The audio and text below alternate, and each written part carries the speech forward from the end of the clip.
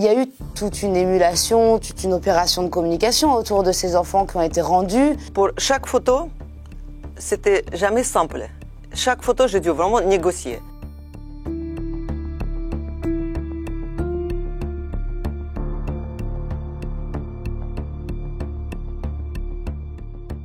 C'est vrai que c'était un peu une course de relais journalistique aussi, puisqu'on avait Vlada qui était côté russe, sachant qu'en fait les journalistes, quand ils couvrent la Russie, après ils peuvent plus couvrir l'Ukraine.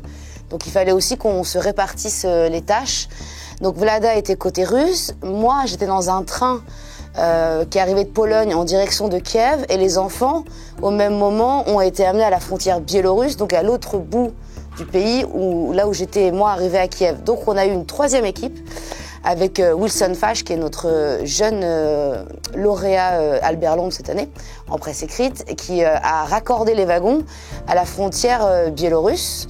Et puis nous, avec Alvaro Canovas, le photographe, on a récupéré certaines familles à leur arrivée à Kiev. On savait que la direction de Paris Match essayait de négocier depuis des semaines un accès dans cet avion qui ramènerait les enfants, mais on n'avait pas la date de l'opération. Vlada est parti un peu en catastrophe. Donc voilà, on m'a appelé quelques heures avant de partir à Moscou, et comme c'était pas sûr si je pourrais aller photographier, donc j'ai eu mon billet à 10 h le soir et j'ai pris l'avion à 7 h le matin pour partir à Moscou via Istanbul. Comme maintenant il n'y a plus de vol direct, tout est devenu compliqué, donc on a dû s'organiser en catastrophe. En général, on part toujours en équipe avec les journalistes et photographes, des fois avec assistants et production, mais là j'ai dû partir toute seule parce que personne ne peut avoir le visa. En 2 heures, c'est mission impossible. Pour chaque photo, c'était jamais simple. Chaque photo, j'ai dû vraiment négocier. Dans l'avion, c'était pas possible. Quand on arrive sur la place rouge, le chauffeur se gare devant le Kremlin, c'est pas possible de se garer. Il m'a dit, vous avez que 5 minutes. À l'aéroport, il m'a dit, c'est impossible de faire les photos. Et finalement, voilà, j'ai dû négocier, et finalement, j'ai obtenu tout ce que je voulais.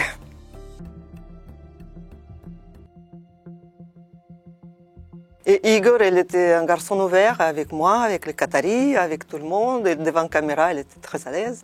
Sa mère, elle s'appelle aussi Vlada. Et lui, il m'a appelé Tata Vlada. Et Tata Vlada, est-ce que je peux prendre une photo de vous avec les tablettes qui étaient offertes par les Qataris? Donc, j'ai trouvé que c'était très touchant. Il y a eu plusieurs pays qui ont essayé de servir de médiateurs afin d'ouvrir des négociations pour le retour de ces enfants. Et le Qatar, cette fois-ci, était en position en fait, de pouvoir proposer le retour. Au début, on nous avait annoncé de plusieurs dizaines d'enfants.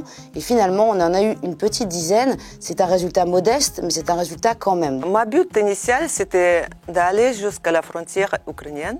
Mais quand je suis arrivée à Minsk, on ne m'a pas donné l'autorisation d'aller jusqu'à la frontière. Et de mon côté, comme je prenais les notes, je prenais le numéro de téléphone de maman, j'ai tout envoyé à Manon, comme ça elle a pu reprendre contact sur place avec eux. Quand je les ai retrouvés un peu fatigués, un peu sonnés par le voyage. Igor, il avait un rêve, c'était de manger un McDonald's. C'était vraiment un rêve de gamin d'une cité pauvre du Donbass. Il avait vu ça une fois, une pub à la télé.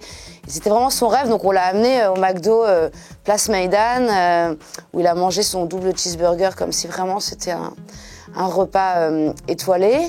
Il y a eu toute une émulation, toute une opération de communication autour de ces enfants qui ont été rendus.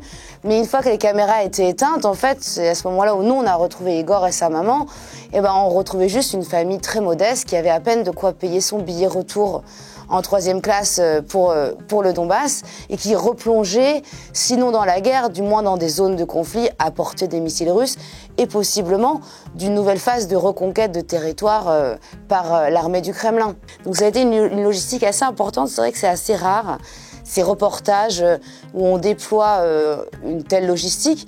Et c'est d'ailleurs chouette de voir qu'on a encore les moyens de faire ça, de produire des beaux reportages qui demandent un investissement humain, matériel et financier. Et on espère que le résultat, en tout cas, est là.